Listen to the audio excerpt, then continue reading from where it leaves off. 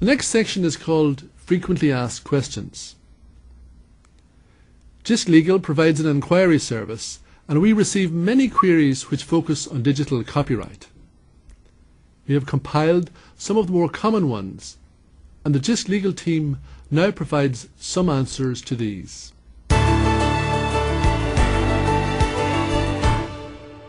Question 1. What is the legal position concerning the use of video clips on a VLE? In particular, we would like to upload YouTube video clips. Using legal video clips from websites like YouTube in a VLE for learning or teaching purposes by itself is not illegal. But websites like YouTube host a number of copyright infringing videos where appropriate permission for hosting them on YouTube is not obtained. These video clips could include third-party copyright material, orphan works, that is, works in which the original copyright owner is not known, and even clips that are adaptation of works. Using such clips without appropriate permission on a VLE might be considered as copyright infringement. Therefore, it would be a safe practice to check whether the copying and use of the video clips from YouTube is permitted under the terms and conditions accompanying the clip, the website, under a license, or if express permission from the copyright owner is obtained for such use, or if the use is permitted under an exception provided by copyright law. Question 2. Our college library has a number of VHS tapes that need to be backed up and converted to DVD. Is there anything to stop us doing this? Changing the format of a video from VHS to a DVD is likely to infringe the rights of copyright owners of the work, and is also liable to be considered an adaptation of the work. Strictly speaking, I believe there's no specific provision in the Copyright Designs and Patents Act to allow someone to make a backup copy of a commercially produced video. So converting it to a DVD is unlikely to be covered, and you should approach the copyright owners directly for permission. Question 3. Is it okay to show taped television programs in the college? Yes, you can show copyright works in a college or university for educational purposes. However, this only applies when the audience is limited to lecturers, students, and others directly connected with the activities of the college. It won't generally apply if parents are in the audience. An example may be showing a video for English or drama lessons and the teaching of music. It's unlikely to include the playing of a video in the canteen as entertainment just to amuse students. The college is entitled to record a TV program or radio broadcast for non-commercial educational purposes in an educational establishment. The college should have a TV license. Where there is a licensing scheme in existence, the terms of the licensing scheme have to be complied with. Many of the popular TV stations that are broadcast, such as the BBC, ITV and Channel 4, are included in the Educational Recording Agency license scheme. Further details of how this licensing scheme works can be found on the ERA website. Question 4. A lecturer at our college would like to put some student coursework videos up on an external website to show examples of work that the students have created.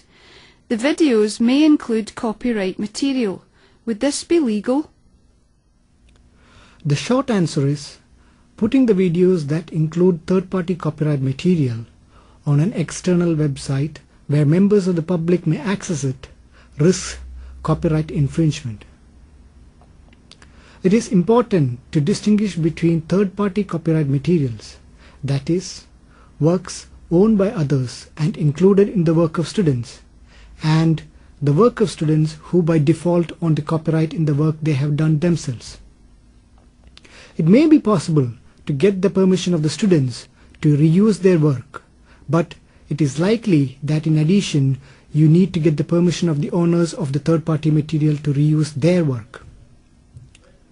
It would thus be a good practice to exercise proper rights clearance and get permission from the copyright owner of the videos before putting them on an external website.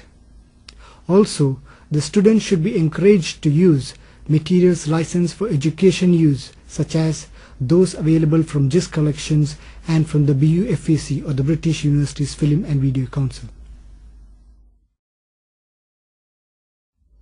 Question 5. What copying is permitted for those with disabilities? Disability law protects disabled learners by requiring the educational institution to make appropriate provision. Copyright law protects publishers from inappropriate copying of textbooks. If an individual is visually impaired, blind, or partially sighted, or cannot focus or move their eyes, copyright exceptions allow a copy to be made of a lawfully obtained copyright work if it is made into a format that helps the visually impaired person read the material. For example, Braille, large print, audio tape, or a digital copy compatible with screen reading technology. The exceptions by and large remove the need to seek permission from the copyright owners before an accessible copy is made. In general, a college is entitled to make an accessible copy if the individual is visually impaired in a way that cannot be corrected by use of lenses, the individual lawfully has or has the right to use a master copy which is inaccessible because of their visual impairment. For example, they own it or have borrowed it from a library, college, or from a friend, and a copy that would be reasonably accessible to the individual is not commercially available. When an accessible copy is made, it must always have a statement on the copy that it is made under the exception and have an acknowledgement of the title and author on the accessible copy. It should be noted that no one is supposed to make a profit out of helping to make an accessible copy, but anyone can help and they can be paid enough to cover their costs. If an accessible copy is made, it must remain with the original. So strictly, an individual is not permitted to borrow a book, make an accessible copy for themselves, and then return the book to its owner.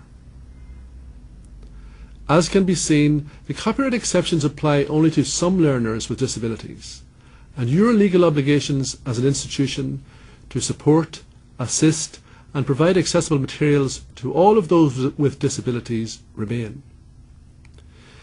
This may mean that a college has to provide accessible materials at its own expense.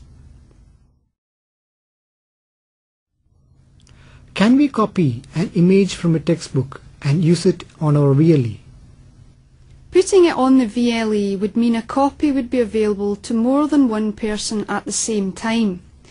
The image may be included in the VLE if permitted under the CLA license, the scanning license for example, or where the copyright term in it has lapsed or expired. This is the lifetime of the author plus 70 years from the end of the year of his or her death. It could also be used where its inclusion was for examination purposes and where access to the VLE can be restricted to those sitting the exam and the assessor.